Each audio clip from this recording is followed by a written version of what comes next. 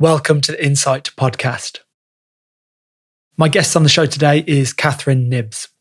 Catherine is an expert in child trauma and cybertrauma, a psychotherapy clinician, and the author of Tech Smart Parenting: How to Keep Your Kids Safe and Happy Online. This was a fun one. We talked a lot about Kath's nuanced take on the topic of children and screens, a healthy antidote to the ban everything approach that we're seeing at the moment. Just to warn you, we did take a little detour while I asked Kath for some personal advice regarding setting boundaries and how to be assertive. So yeah, I apologise for that. But I promise we get back to the main topic by around the minute 50 mark. So we talked about why banning screens won't work, the guilt parents are being made to feel about their kids and screen time, preparing children for a future of tech and AI, the link between individual responsibility, personal growth, and Trust Me Bro podcast, soft boundaries when it comes to tech, screens, and social media, and much more. Before we start, a quick favour. Please hit the follow button wherever you're tuning into this episode. And if you've been listening to the show for a while, I'd really appreciate it if you rated the show. This will help more listeners discover the podcast and the insights from all of my amazing guests. Right, now for my conversation with Knibbs. Enjoy.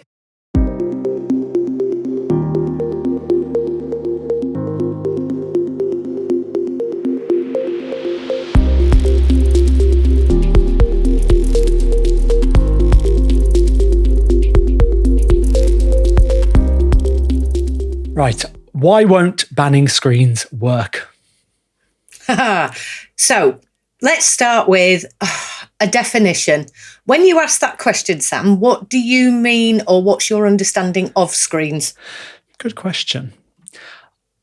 Any kind of device. So I guess a smartphone, a smartphone or tablet mainly. I guess the underlying question is imagining young kids, teenagers with a mobile phone or an iPad or something like that they're spending too much time on, that is not good for their development. So one view is, well, we should just ban those devices for children.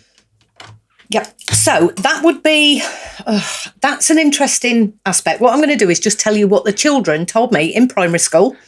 So I went in, and part of my PhD was I wanted to interview them about certain types of material that they've viewed, right? We had a conversation, and years 4 and 5 were absolutely on the ball here when they went, well, television's a screen and the whiteboard's a screen and what we do at school's a screen. And of course, I'm going to say to you, and so is a smartwatch, and so is a board at the airport. So when you hear this term screen or screen time, it becomes really difficult to define because we can't even give away that terminology. What you alluded to there were handheld devices, right? Which would include your tablets and your smartphones. But it also covers things like the Nintendo DS, because when you think about what children are doing now, which they've done for 29 years now with the internet being around, we're talking about computer monitors. We're talking about gaming consoles that are on screens. We're talking about Netflix and Amazon and Disney and all of the YouTube that's already on a smart TV. So what is it that we want to, in air quotes, get rid of? Well, what most people are actually saying is, I don't like the fact that my children are ignoring me and their face is facing towards their hands, and I can't get them to do what I want them to do, right? So really, in a nutshell, we're talking about it's the approach of people who are struggling to communicate with children in the real world, and that is because they are communicating in different ways through these screens. So when I hear this, banning screens, and I then go to, well, what do you mean beyond that screen? So let's take away the fact that it is a screen. What is it that you actually want to ban? Then we start getting into the domain of, well, social media. Okay. And I'm going to say to you, well, what is social media? What do you mean by social media? So I'll just ask you, because it's quite easy to go down this route with training, and I get the same answer everywhere. Right. Yeah, well, Instagram, Snapchat, TikTok, these things, I guess people are concerned about the detrimental effects of comparing their lives. Links with eating disorders, links with cyberbullying, perhaps through social media. Maybe that's what people are saying. Okay. Yeah. So as we go down this question, you'll see that I'm kind of funneling you towards. So it's not social media that we want to ban. It's the environments in which those particular issues are arising, which is the same as when children go, and I'm going to say the clue is in the title with the term social at the front of it. Okay, when children are watching a film, when they are watching a movie, when they're watching television programs, they are generally ones that are created at specific times of the day. I mean, that's starting to show a bit of my age in terms of the watershed. But certainly parents have guided children into, these are the type of television programs we want you to watch because they're curated with a specific message. When you go onto a social media platform, you're looking at children who are exposed to other people. And when children are exposed to other people, lo and behold, that's when we get the social, emotional and psychological issues presenting, which are exactly the same as you would face in the real world. However, the speed and access and volume is different through these platforms. That's really what we're trying to ban or regulate in some sort of way. And I don't mean like Ofcom regulation. I'm trying to say like, we would like to be able to control the amount of exposure that children have to those difficulties. And in those spaces, there are people, and people will always people. You know, this is the thing about humans, is they are human. They will always do the humaning. And in those spaces, children are exposed to messages, content, pictures, videos, and that's what we're really talking about. So you've kind of gone really into the domain of comparison, of misinformation, of communication difficulties interpersonally. And that actually is the stuff that we do in the real world before we give children a device that they can then encounter that kind of content with. So really, children are not equipped to deal with that in those spaces because they're not equipped to deal with it in the real world. Right. And the solution of, we'll just ban all of this means that then, well, by the time they've grown up and they're 16 or 18 and then they get access, but they haven't been equipped with the tools. Is that another part of your argument that you want to put forward? Yeah. Yeah. And of course, if you have been around for the last, 100 years, when organisations, governments, policies have come out to ban any kind of substance or environment, like nightclubs for 18 plus, children will go into nightclubs. All right, not generally in the ages of 8 or 10, which they can do technically online. But young people have always tried to circumvent rules. They've always tried to circumnavigate how they can get into the places that are taboo and banned and have these words that make them that much more formidable and enticing and titillating.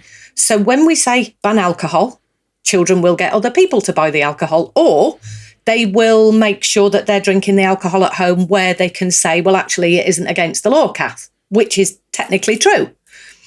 And when it comes to cigarettes, they will smoke cigarettes or smoke vapes. And we have this space, certainly in the United Kingdom at the moment, that you have this challenge 25 and you have to be challenged if you are buying something for over 18.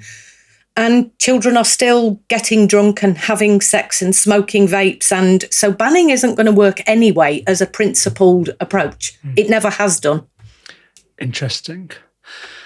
And is there also the YouTube element, the kind of the TikTok, the short videos, people worrying about, we need to ban screens because children can't focus anymore? I feel like I say that, I've been a primary school teacher for a long time, and I feel like I can't hold children's attention quite as well as I used to 5-10 years ago. And so my mind goes, well, it must be the rise of TikTok and YouTube Shorts because I can't compete with a 3-second video that they're scrolling through so quickly. But, that's just me plucking something out of thin air. I don't know how much truth there is to that.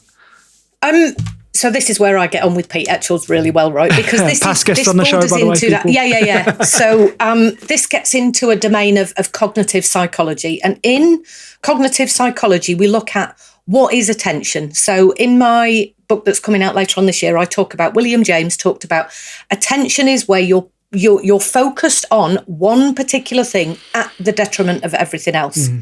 So quite often, and this is kind of one of the ways that I explain it, is when your child is looking at the phone and you say, Billy, Billy, Billy, Billy, Billy, actually they're paying attention, just not to you, because they're in the screen and they've absolutely externalized everything else to be of non-importance. Therefore, that actually follows the exact definition of what attention is, according to William James, right? What we mean generally is we can't, and you've delightfully put it there, I can't hold the attention of a child, because what it actually means is I'm not as stimulating, exciting, and that puts us into the category of, oh my goodness, I'm not important, I'm boring. That then becomes really, and this is where I'm going to come through as a therapist now, that's really about us. I'm not important, and actually I want to be important, so partly we get upset at the fact that our children look and go, yeah, on a scale of 1 to, fortnight level interactions, you really aren't that interesting. And I've said this on so many occasions, and it's not about the dopamine. Let me come in with the celebrity neurotransmitter in a minute. It's not about dopamine.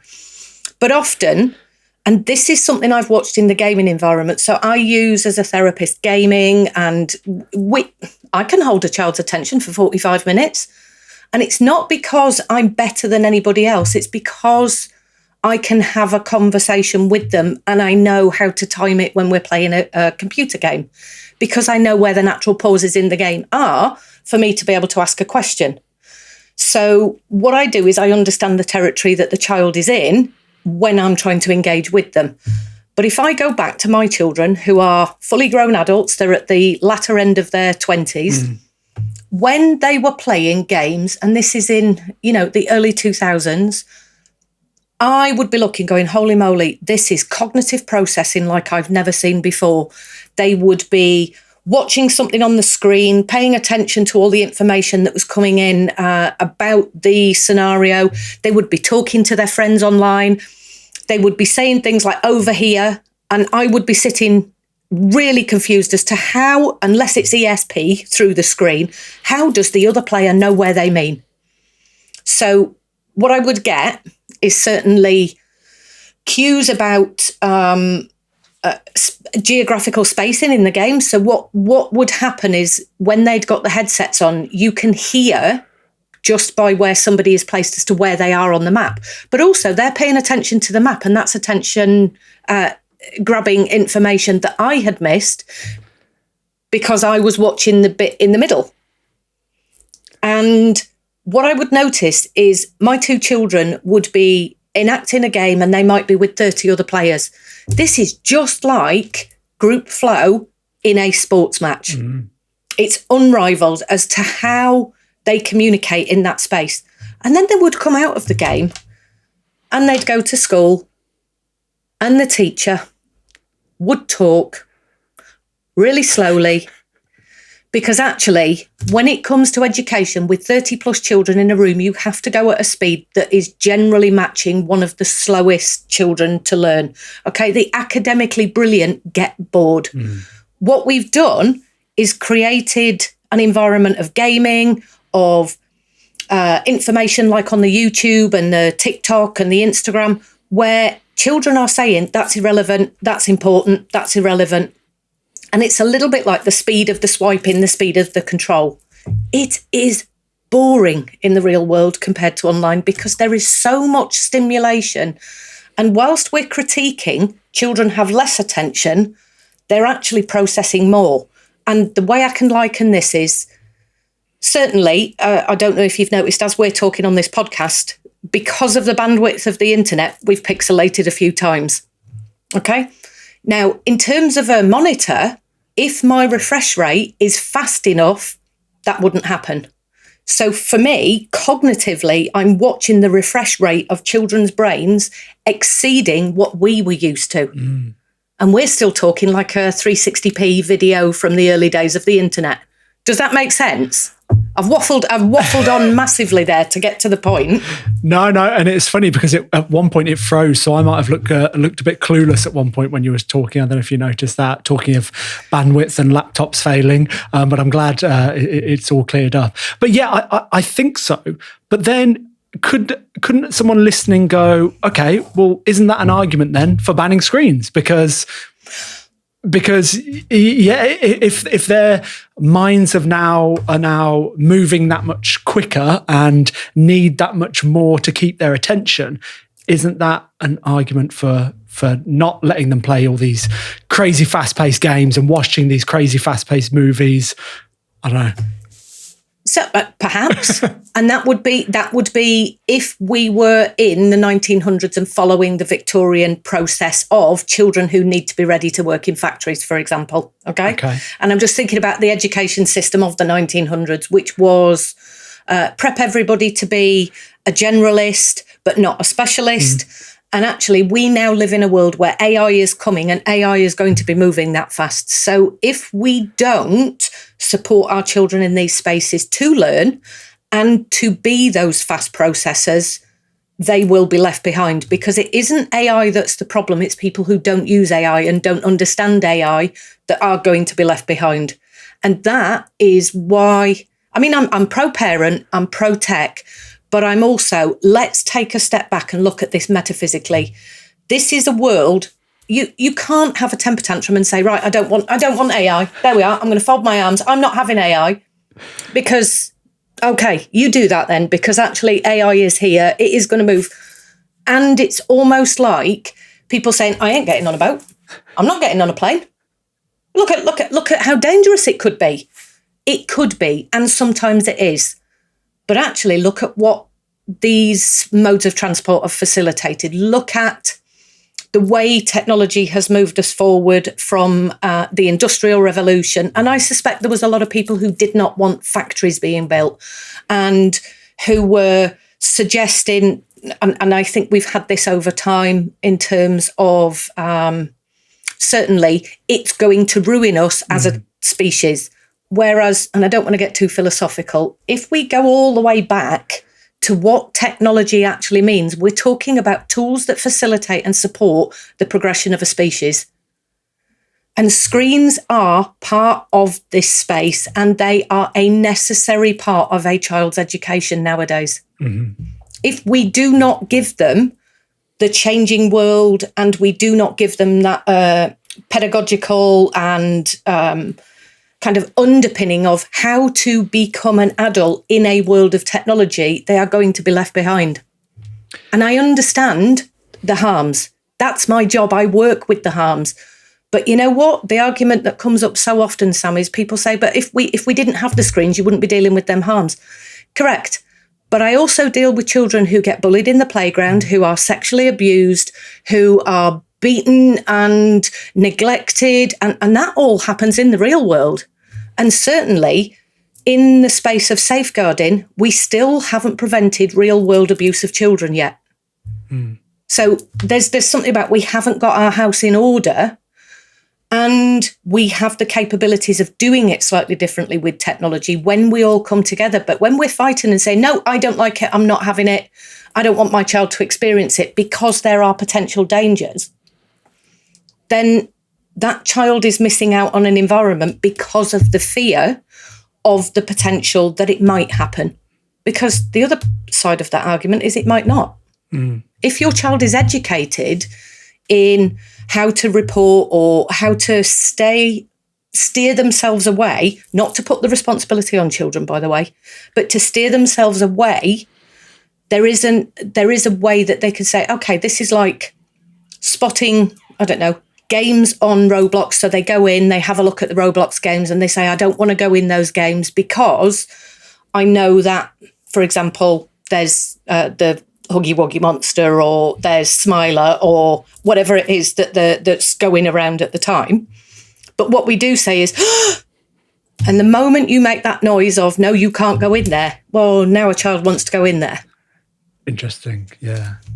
And so talking of responsibility and parents and teachers, what is your sense of their viewpoint on this and how they're feeling? I mean, is there, I get a sense that there's just a lot of confusion. Parents don't know what to do. Teachers don't know what to do. Yeah. And perhaps a sense of guilt tripping, which I think you've alluded to either during the recording or just before we press record, of parents feeling guilty and just not knowing what to do and feeling like they're an awful parent because they just need a break for a second. And so, just go on the tablet, and they're almost embarrassed to do that. Yeah. Right.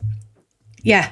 I mean, there's a lot of don't. There's a lot of it's your fault. And I'm going to say here that as a side effect of the Anxious Generation book, the Anxious Generation are now the parents, because what's effectively happened is we've had a finger-pointing exercise, and this has been going on surreptitiously for a while. Technology companies have always said, well, it's your responsibility as the parents to protect your children. We are not responsible for what the humans do on our platform. We have just provided the space, which, if you look at it really logically, there is a truth, right? And that's the same as, so the metaphor I use, and this is in the book that's coming out, is the city park. We do not take our children to a city park. This is a real world city park, okay? And say, there you go, 3-year-old, go and play wherever you want. I'm not going to teach you about the dangers of the people. I'm not going to teach you about the dangers of, going in the pond or stepping in dog doo-doo or even climbing on the climbing frame. I'm just going to sit back and say, well, actually, it's the council's responsibility because they provided the equipment. We don't do that. We say, okay, you're too small. I'm going to hold your hand, and we're going to have conversations about that doggy over there is off the lead. We don't run up and we don't start patting doggies that we don't know. We notice that, okay, there's a bunch of people and they're smoking and it smells like cannabis. So actually, let's not go near those people because you're too tiny and I don't want to expose you to that particular type of smoke. Let's be careful on this slide because there's a bit that's wet or there's a bit that's dangerous. Yes, you can climb, but not too high. We do that as parents because that's the way that we have learned through A, our own experience, and B, lots of campaigns, in terms of what takes place at the park. We see signs, don't go near the pond, dogs on leads, please, no drugs. And those environments are often policed in a way that's either dog warden, police officer, or whatever. So we understand inherently that environment. And then what we've done is allowed our children into a digital environment, and everybody said, well, didn't you know how dangerous it was? Did you not know about that? And parents did not know, because you cannot physically see this environment. If you did not know these are the dangers, how on earth could you protect your child? And then what happens is what's currently going on, which is, well, if we just get rid of it, then there won't be any dangers. Well, you shouldn't have given them the so-and-so. And now we've got campaigns of people talking about online harms because it's in the legislation, because it's part of the law now that we need to protect children in these spaces. But that now means that we're aware of the dangers. Oh my God, I let my kid in the park. What kind of parent am I? Oh no. And parents have been told, yes, well, you gave them the devices, you didn't protect them, now look at what's happened. And really, that's the narrative that I've seen coming forward. And so many campaigners are, but if we just didn't have it, it'd be okay. But did you know that it causes this and it causes that? Whereas actually, that's not what the research says. The research is still undefined. It's not robust. People are using claims of online harms or longitudinal problems with, or let's remove the devices. And actually what we found is that children in school were happier. And I'm like, how have you measured that? What do you mean by happiness? Because you know what? You might see the children chit-chatting in the playground, but how do you know Billy isn't saying to little Alice, you're horrible, your feet smell? How do you know that's not happening if Alice doesn't come and tell you? So we've blamed parents. Parents now want something to be done. The government says we're not quite sure what we can do because this is a global territory and we only really have jurisdiction in our own country. So we're going to try and put things into place that protect children, but also parents, you need to also play your part. And they say, no, you need to do this. And the tech companies are saying, well, actually, it's the government. The government are saying it's the parents. The parents are saying it's the teachers.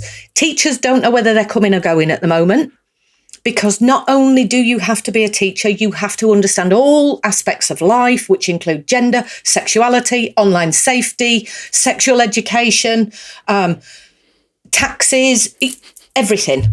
And they are also being blamed. And now the finger, and I can tell you the campaign that is coming very shortly is, let's take all technology out of schools because it's absolutely hampering the children's development. And I'm like, based on what?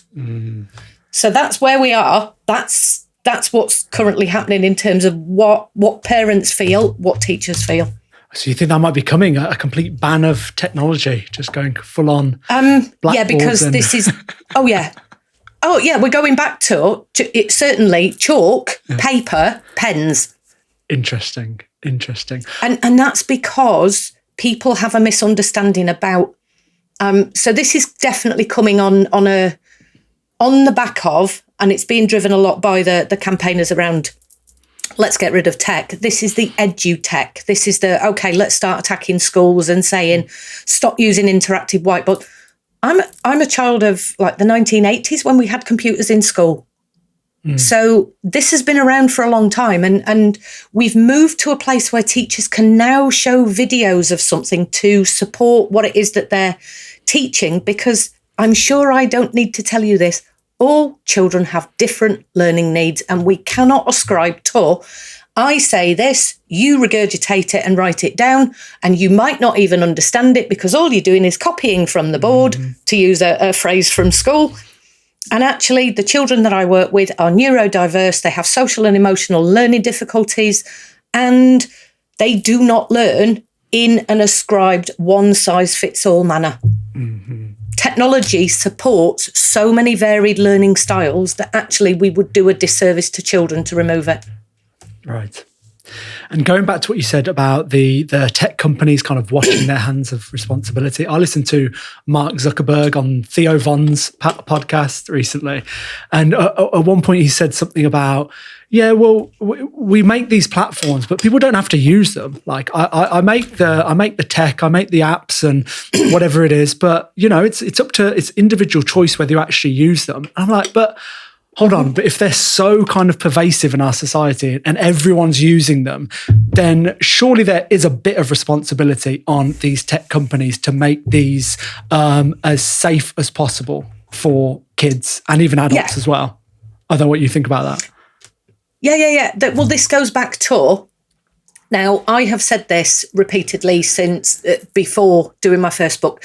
There is always profit before principle in any business model. And when people look to tech companies and they're like, but look at this, and I go, well, what do you think banking systems did? And what do you think politics does? And so in a broader context, if we take a step back, Meta is no different to any other business model. However, what they do, which is the bit that we get sucked into, and this is why I think parents are so angry, because actually we all got sucked into using the spaces to find out.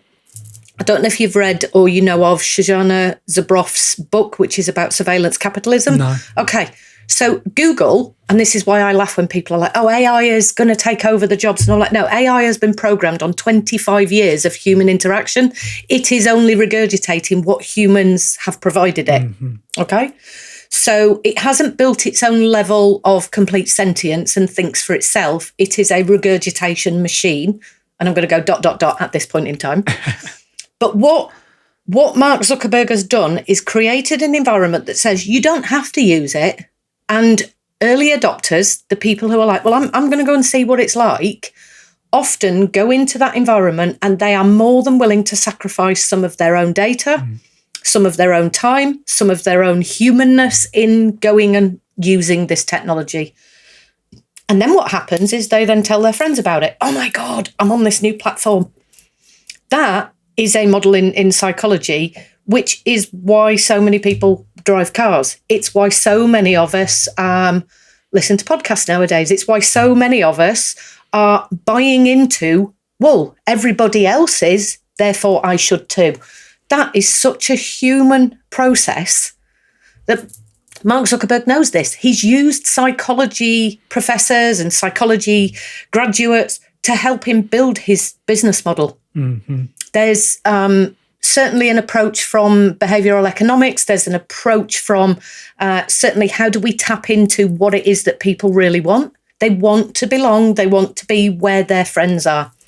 So he makes the statement, you don't have to use it. No, you're right. Nobody has to use it, but they don't want to not use it if that's where their friends, their tribe, their clan, their squad, whatever word is being used, that's where my people are. Therefore, I need to be in that environment as well. Yeah.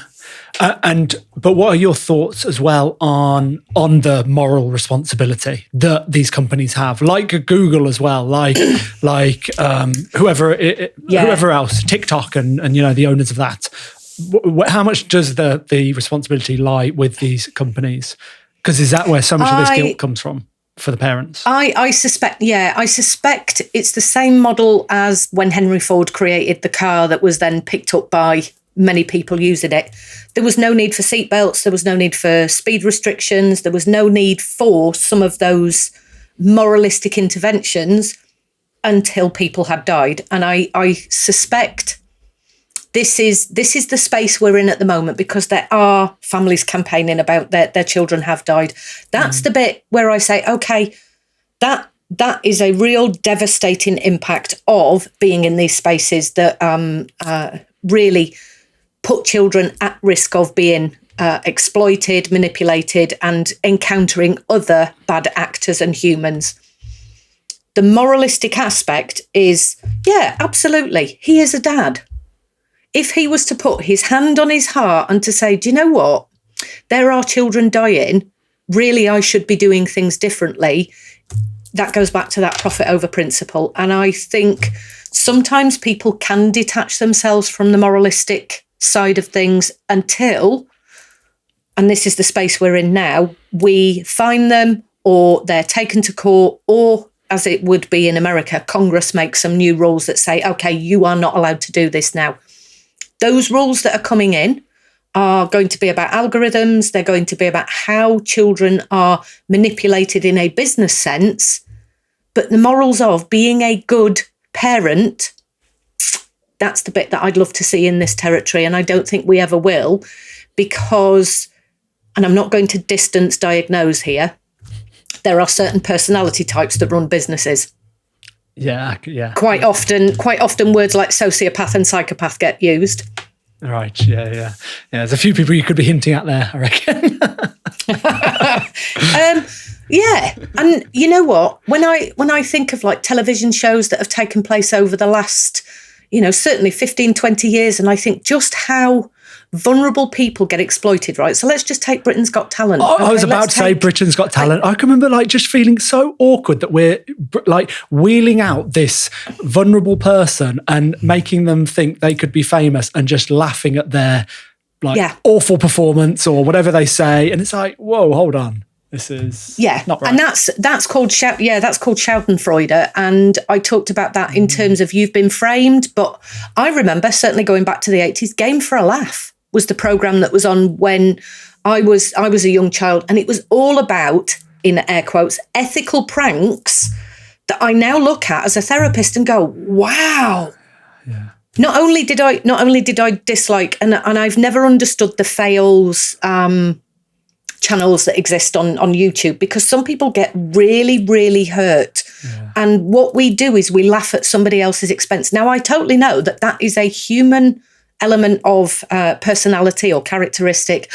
At least it wasn't me. Ha, ha, ha. And it's a way we feel better. But actually, that is a lot of what social media is. We are Schadenfreudening. if that's I'm going with it. It's a verb. It's a new verb. I've just made it up. We are Schadenfreudening at other people because, oh my goodness, it makes us feel much better. Now, this happens in the trauma sector where certainly I have colleagues who work in this space because they go home and say, well, at least my life isn't as shit as that. Oh, wow. Yeah. So we need less of that. At least I don't. Yeah. More of, I think it's Freud is the celebration of people's success, or like the joy of people. It's like the opposite is Freud. I think it's in one of my favorite bands, a song that they released. I'm pretty sure that's the word. More of that. And there's another one. It's not consilience. I want to say, I'm having a brain fart on the word. There is an actual word which means to be happy at other people's successes, right. And there isn't seemingly, and I'm using the word seemingly here because if we do a standard bell curve, we only ever see the shit ends of the bell curve online, right? We see vulnerable narcissism and grandiose narcissism. We see shame that's vulnerable, and we see shame that's outwardly attacking others. That's really what we will be fed, because that's how the algorithms work. It works on outrage, it works on content that is engaged with. And if you think about Action for Happiness as an organisation, their posts are not going viral like an awful video from Britain's Got Talent, because comparably, we don't sit in a space of contentment and happiness. I would be massively out of a job if that was the case, because most humans are, to quote Freud again, they sit in the, how did he put it? It was basically, you will be mostly content in a world of crap. You know, it's like, yeah, well, at least today is not a day when. Mm-hmm. And you then compare against the worst day you've ever had. Many of us don't sit with a contented life. And I know that because one of the biggest selling book spaces in the world is the self-help domain. Yeah. So bookshops are filled with self-help books for the past 20, 30 years, and yet we're still as miserable as ever. Because I think what does happen, Sam, is people want a quick fix. A book takes time, implementing practices. And certainly if I just give you a reflection on working with clients, they don't come and apply what they learn straight away. And I'm just thinking your podcast called Insight. Insight is absolutely wonderful. But it only gets you so far. Absolutely. It's like knowledge. It's potential power. It isn't the application of power. When you put into action the things you're learning, the things you're reading, that's actually when the change takes place, which is why I say to people, psychotherapy takes place outside of the office. I help them with insight and awareness. And then what we do is we talk about whether that was applied or not. And if it wasn't applied, what was going on and how we could make it a situation where they could apply it. Because when you do apply it, there's a moment where you go, holy moly, I could do things differently. Mm-hmm. I don't have to be stuck and I don't have to be in that rut. I can move into what I call post-traumatic growth. Well, not I call it. It's called post-traumatic growth. And my job as a therapist is to move people into that space, not to sit there going, oh, that's such a shame that you're still stuck. Because all I'm doing is joining them in their misery and they're not going to get anywhere. Yeah, and how many therapists are just kind of facilitating that? Oh, just keep talking to me about these problems. Keep talking. Let's keep going back to your childhood and all this stuff. And it's like, well, no, what are the next steps? And I've been thinking about this because I was fully in with the self-help books. I read them all. I've gone through Atomic Habits, Breath, all these things. I want to. Oh, you're doing all the big names. Oh, no, exactly. Well, I was, but now I'm like, I'm reading so much less because I'm like, I need to, what's the point? I don't need any more information at this point. I know everything and I'm just reading new takes on exactly the same thing, but I'm still anxious and I still mess up a date that I went on and I don't know, I've got like a friend that I've disappointed. I know all these different things. I'm still not being the person I want to be because I'm not putting it into action and that's really frustrating. And now I just think I just need to just throw all the books out and maybe just keep reading like 3. Maybe if I just read like the 4 Agreements, I don't know, The Power of Now, and maybe another one, just keep reading them and just keep acting it, like putting it into action. Maybe I'd actually start getting somewhere. I don't know. You tell me, you're the therapist. So, here's the thing. Yes, I've also, and I'm just thinking, I am surrounded by bookcases. Right? Apparently, I might have, and I'm not going to call it an addiction. It might be a slight obsession, but I generally go and get the books. I am going to show you one though. Oh, don't give me another recommendation. Are you going to give me another book to read? You, right, oh, yes. Right. So this is, and I mean literally out last week. So I've just done this one, right? I Rise love Above him. by SBK. Yeah, I love him, and I read his book Transcendence, and I've been meaning to order that one because I think he's brilliant. Yeah. So I'm a big fan of SBK because that book is talking about the self-help space on social media in terms of exactly what we're talking about here, which kind of brings us into that conversation we had earlier, which I'm now gonna bring into the podcast conversation. Yes. What did you say? You said the Trust Me Bro podcast. The Trust Me Bro bromance podcasting space at the moment, which is full of conversations about why are we doing what we're doing, what can we do to change things. And what I'm seeing is the last 5-6 years, because it's not just the beginning of COVID, certainly there are some very big podcasts that have gone on for a long time. We're repeatedly saying the same things. We're repeatedly talking about why might I have those attachment patterns in adulthood? And sometimes I want to just write in the comments underneath it, take it to a therapist, because you'll get your insight there. But even listening to the podcasts and reading the books isn't going to give you what you need until you make that courageous step and you go and put it into practice. And it's uncomfortable, and you're probably going to find that I'll try not to sound like too much like a therapist here, but what will happen is there will be a narrative where pretty much your inner critic goes, this is the time. You're going to screw it up, and your inner kind of champion party comes along and goes, you can do this. And you have to make that decision to go, okay, this is going to be confrontation. I'm going to do this confrontation. And you might feel sweaty. You might feel like you're burning up. You might feel like you need the toilet. These are all nervous system responses. And then you say, hey, no, I'm not going to do it as I've always done it. And I'm just going to do this thing this one time. And then I'm going to go process it. And I love it when a client comes in and we do what we call the holy shit moment. And the holy shit moment is, did you do it? Yeah, holy shit, Kath, it didn't go as bad as I thought. And I go, because we if then all the time. And like being on a rocking chair doesn't take us anywhere. And we can if then. Well, if then is, well, if this happens, then I'll do that. If I do this, then I'll say that. If they do that, then I'll say that. That's what we get stuck with. Mm-hmm. And that's that repetition compulsion. It's the way we spend our time trying to prevent anxiety and shame in the future. It's the way that we try to control our world, because being out of control is the scary thing. And that's always based in what happened when we were a child. Yeah. And how many times did you hear the word maybe as a child? Doesn't that just put you into that well, are we going to have it or are we not? Are we going to have ice cream later or are we not? Oh, there's an ice cream van, and you get your hopes built up only to be let down because today is a day when, I don't know, your parents haven't got any money, or the ice cream van's run out of your favourite. Oh, we've got some in the freezer. Well, that's good enough. Oh, absolutely. We've got some Neapolitan there. Isn't that off? Yeah.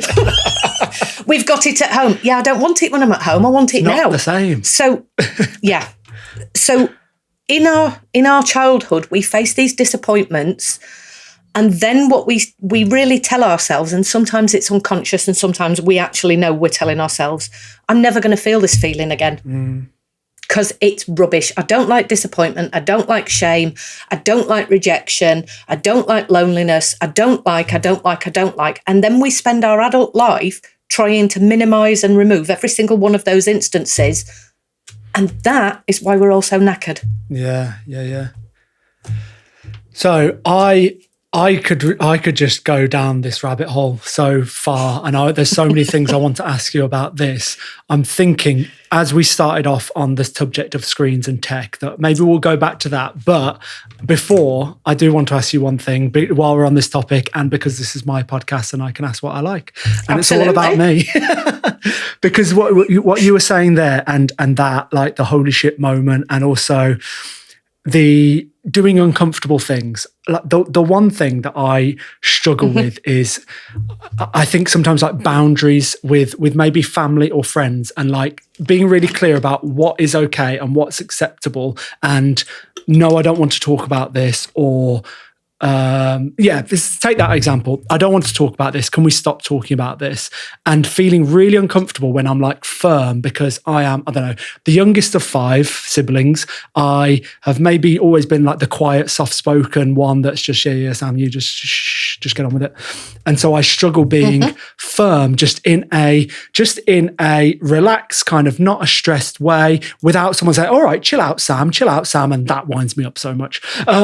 So I don't know. I don't know how to be firm but relaxed with people, and without being in that like anxiety moment where it all just comes up and my heart's racing and I go red and I sweat because I feel like this isn't me. So I feel really uncomfortable by saying, no, can we please stop talking about this? I want to move on to something else. So before we move back onto screens, can we have my little mini therapist session? So So assertiveness is not aggressiveness, but you've been taught it is so. Exactly that. Yeah, that rings true. What you've just said has given me goosebumps. Yeah. I sometimes I like to sit with my clients and use. They do tend to be Taoist kind of phrases. So one of my favourites is, "What other people think of you is none of your business." And monks who, and this comes from a space of, monks are only interested in serving you the tea. What you do after that is none of their business, and it becomes all about you, right? So in this particular space, and I mean, it's really hard because families are full of transactional analysis language here, right? They're full of scripts and stories, and the way that we do things are the way that things have always been done. When you begin to challenge that status quo, you will feel inauthentic in that family situation because of what I've just said there. Assertiveness is not aggressiveness, but you have been told it is so. Because in those moments, you're like, I can't do it. This isn't me. And then what you get is the response that says, oh, chill out. Yeah. Which is, I don't want to respect your boundaries because I don't know what to do with this new game. If I say something that jars at you because it gets under your skin, you will then go back to playing the game that we're all used to. So in transactional analysis, we talk about psychological games, and then we'll all get the payoff that we always get at the end of it. And then all of us know what game we're playing. How dare you change the status quo? However, the only way you can make the changes is by changing the status quo. And before you do it with others, you have to do it with yourself. And it's that, this is why I call it the holy shit moment, because you have to gulp and say, no, I'm going to say that. I'm going to say this. And you say it, and then there's a nervous system response for somebody to then keep you in check about, what do you think you're doing? Go back to how it used to be. So is it a case of iterate, just repeat, just keep doing it, get comfortable with that feeling? It's, because so broken record parenting. I mean, Let me tell you, there are most therapists, so it's not self-disclosure because I've said this a number of times. Most therapists come from dysfunctional families, woohoo, welcome to the human race. And most of us have gone through these iterations, and there is a joke, if you like, within the therapeutic community about, if you think you're healed, go and spend a weekend with your family. Yeah. Ram Dass, I think, wasn't it? That one? It's, and it is this idea of, and then Alan Watts, he talked about it a lot. Okay. In terms of being around your family is really difficult because that's your early childhood processing. So to do things differently, you are changing your childhood within you. And that means that if you say something and it is absolutely dismissed, you've got choices, okay? So those choices are, you either iterate it again, you have, and this is why therapists are accused so often of therapizing, because we say things like, oh, that's interesting that's your response to when I put my boundaries down. And it's almost like a, screw you, I see what has happened. And so Daniel Siegel talks about this. He said, he talks about name it to tame it. That's often perceived as being just about emotions. And in transactional analysis, if you name the game, you can end it where it is. Right. What I would certainly say is, if you want to understand transactional analysis a little bit more, I'll send you some kind of things that you can pick up on. but certainly understanding why this game takes place and what the intended payoff is. So that's like the end of the game. And that's when we have that feeling about why does everybody treat me like that? Why does that always happen? Why am I? Mm-hmm. And the kids, I love this, that kids say it as it is. And I go, well, that's not a you problem. That's a them problem. Mm. Now, that is straight out of children's mouths in the office. They go, that's not a me problem. It's a you problem. What a brilliant way to understand how that particular boundary is being understood. It's not a you problem when you say, I don't want to talk about this. Can we change the subject? I might not be as, I'm very abrupt. It's why I'm considered controversial. Yeah. Mm-hmm. I would say, well, we're not talking about this anymore. Yeah, but I want to. And I go, that's really interesting that you want to continue the conversation. I'm not going to, so I'm not sure where this is going to go, because if I'm not doing it, we're not having the conversation, because a conversation is two people. It's two-way. Yeah. And you can only have a conversation if it's co-created. Mm. Otherwise, it's the other person talking at you or talking about you, in which case... Yeah.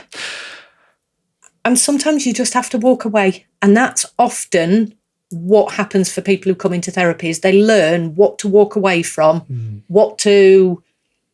and these are the choices that I was talking about earlier. You can continue to engage into, I'm not being respected, so I'm going to try and assert myself again. And actually now you're into a different game. Or you can go, yeah, this isn't worth it. And you change tact, you walk away. But also, there's a reason why your siblings or your family members are still doing it. And it's because they don't know how to do insight or self-change, or they're not aware of what they're doing. So we get to be a little bit compassionate and go, sometimes people are having a problem because they don't know they're having a problem. Yeah. This is all true. Well, I appreciate the perspective, and it's something that I'm going to keep working on. Listeners, forgive me for just taking that little opportunity, because I just wanted to.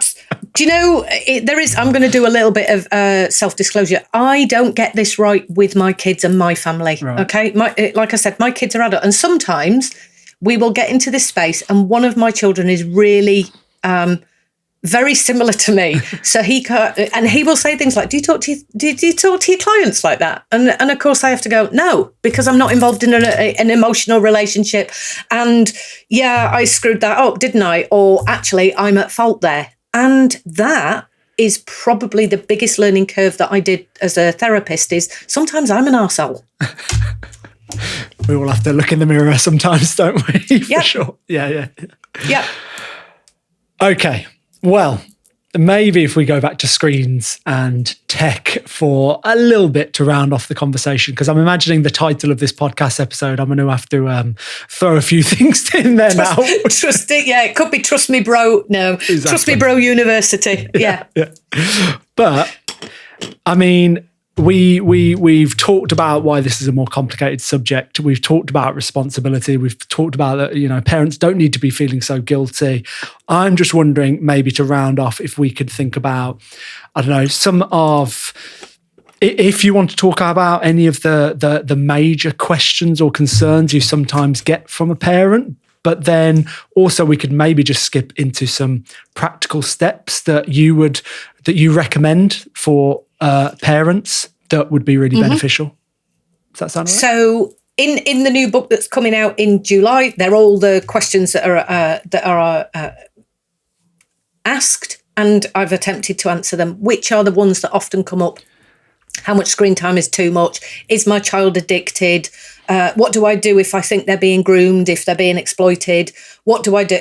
So what I've actually done with the book is explained why we do what we do online. So these are my previous books. The reason we do what we do online is because we are following attachment patterns. And I'm quoting my TEDx here, if we don't get our needs met out here, we're going to go looking for them in there, right? That's essentially why we're doing what we're doing. And what I would certainly be saying to parents is be very careful about what you read online in terms of this causes this, and this transmitter, the celebrity dopamine one, is the reason why your child is a complex human being. They have microbiome. They have a number of neurotransmitters. They learn from the environment they're in, as well as their genetics. They are not just this blinking dopamine hit. Your children are not necessarily addicted to the devices. They are using them for a purpose. So dial back the pathology language and ask the question, why is my child doing what they're doing, and who are they talking to, and what are they getting from it? Can I be part of their world by being part of what they're doing? And why do I find it so difficult to understand what they're doing online? If you are a parent, you probably know about Minecraft and obsidian blocks and ender dragons and nether portals. And okay, I can talk that all day long because I take an interest in what the children are doing. And when the children are in my therapy office, that's the thing they tell me, why they like particular consoles, what they like to do on TikTok, the kind of videos that they're taking on board.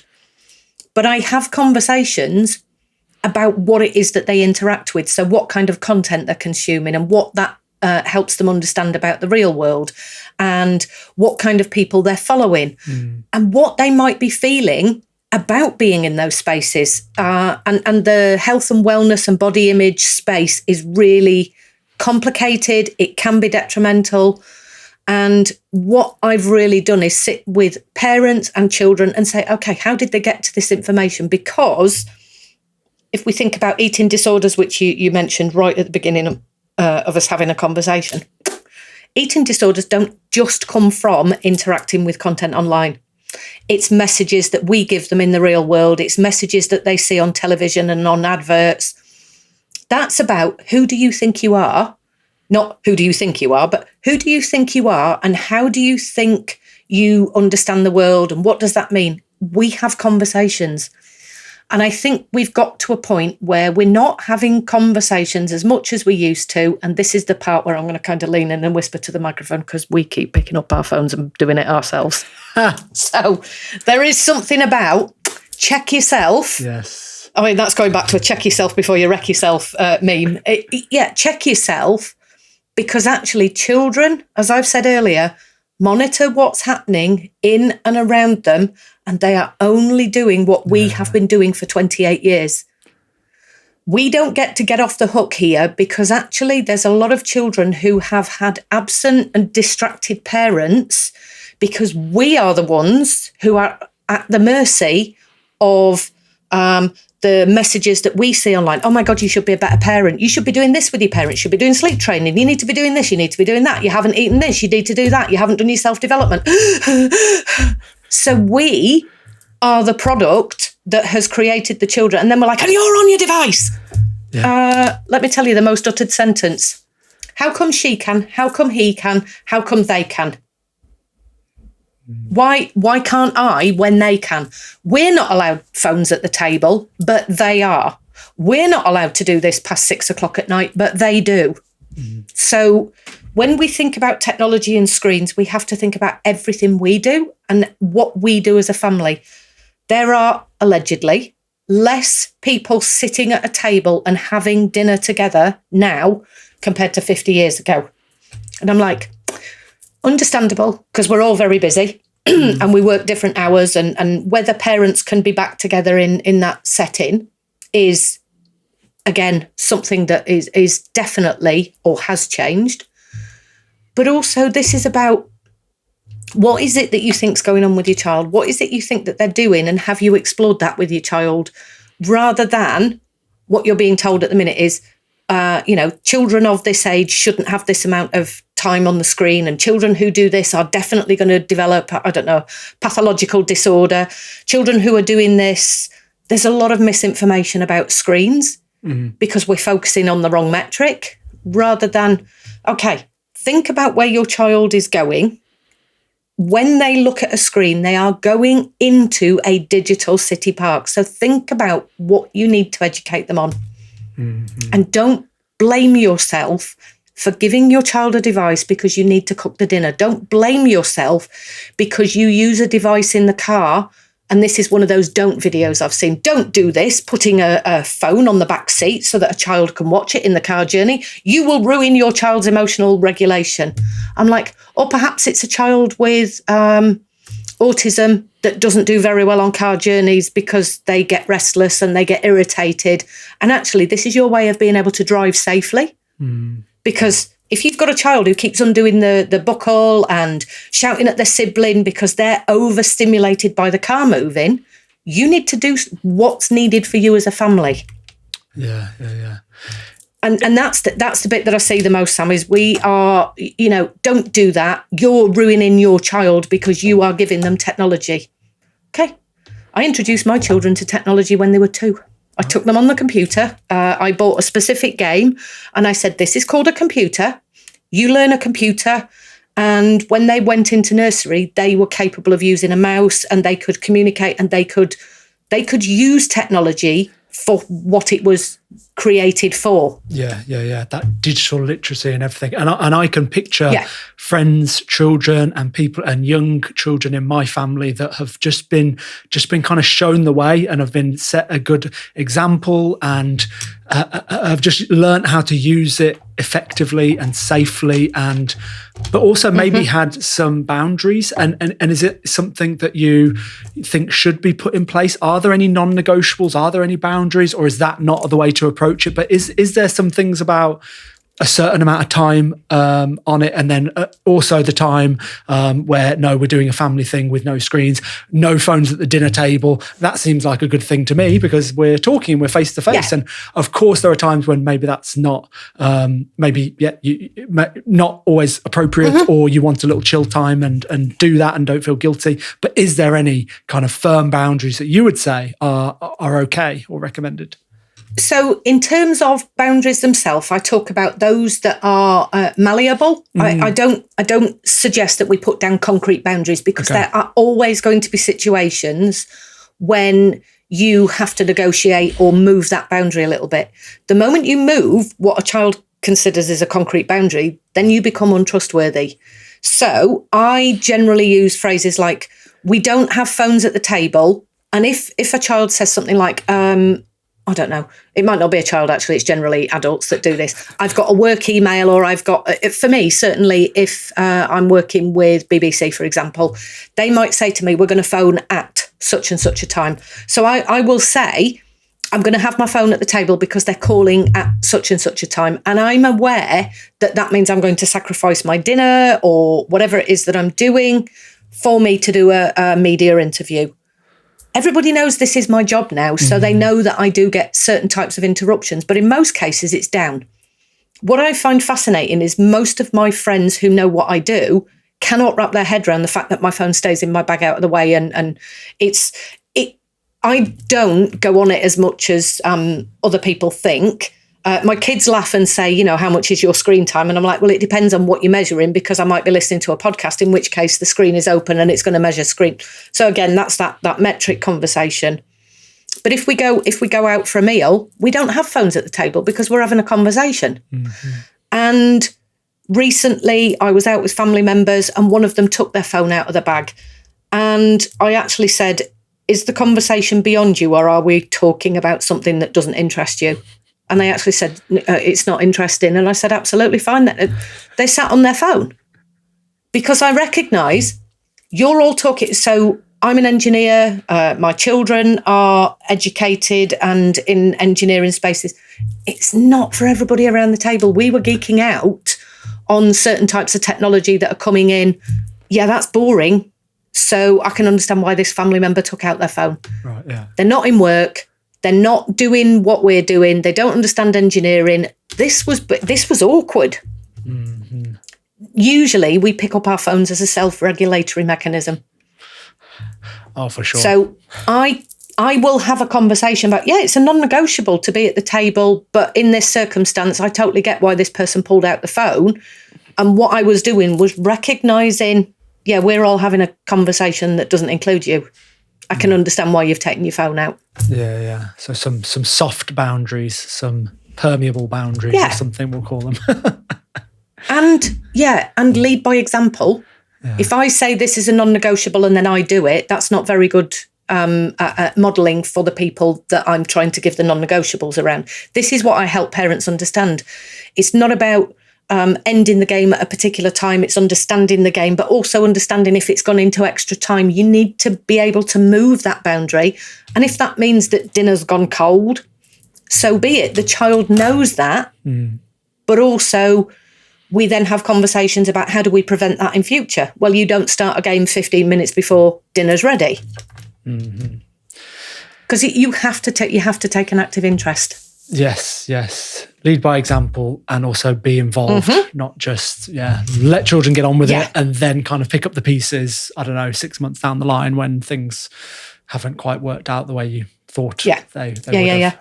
But, well, it's been so good to talk to you, Kath, about, with more of a nuanced take, which I know is what you're all about, and kind of the pushback against some of the more extreme takes that we are seeing coming out around the chicken little, the sky is falling down, we're all doomed narrative. That one, we're all doomed and it's your fault that we're doomed and you just need to ban everything and that's what's going to solve the problem. It's just so refreshing to talk to someone that is like, well, actually this is complicated and there are some answers that work for some people, not for others, and we can put in this rule sometimes but get rid of that rule another time. It's like, this is life. We're all just swimming around in this big grey area, so stop just saying it's one or the other. It's infuriating. Perfectly put. You could have said that right at the beginning and you wouldn't have needed me at all. Yes. Noted. Right. We've mentioned your book a few times, Tech Smart Parenting. Where's the best place for people to get their hands on it?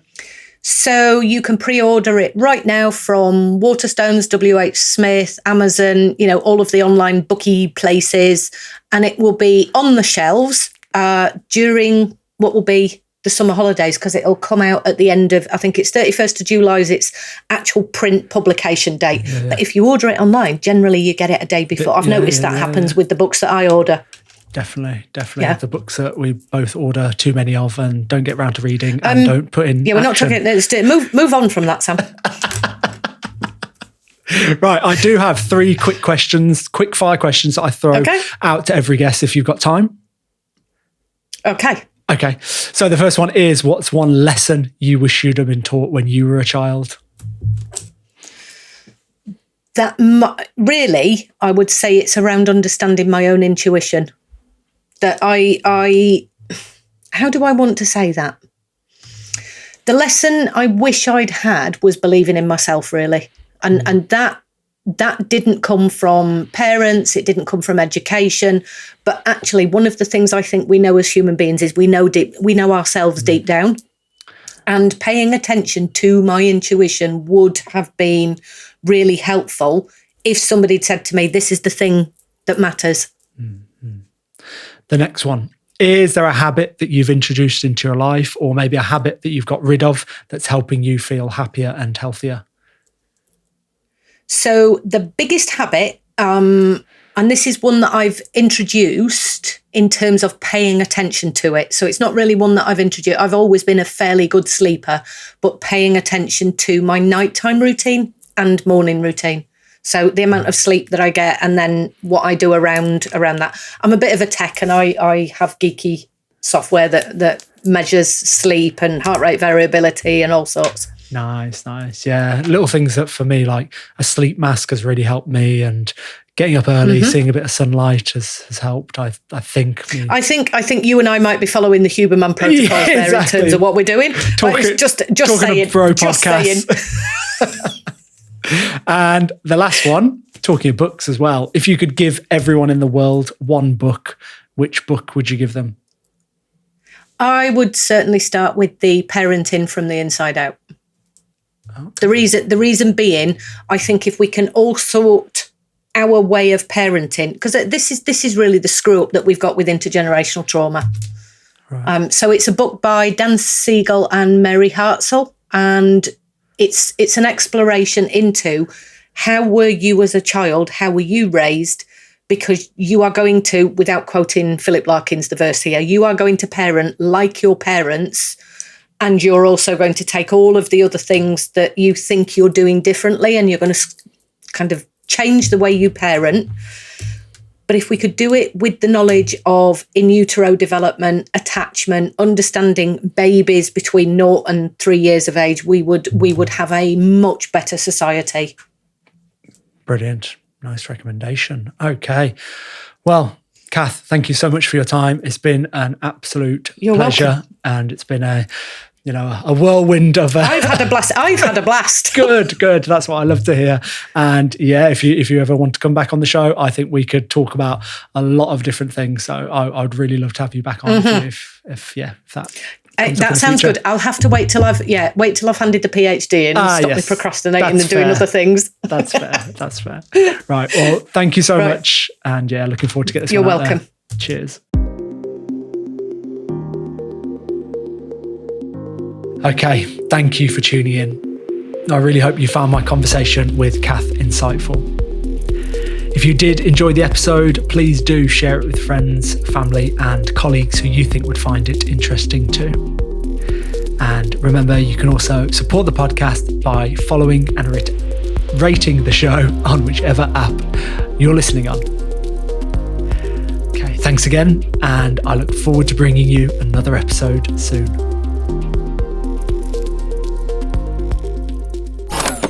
That was a Good Gosh Media production.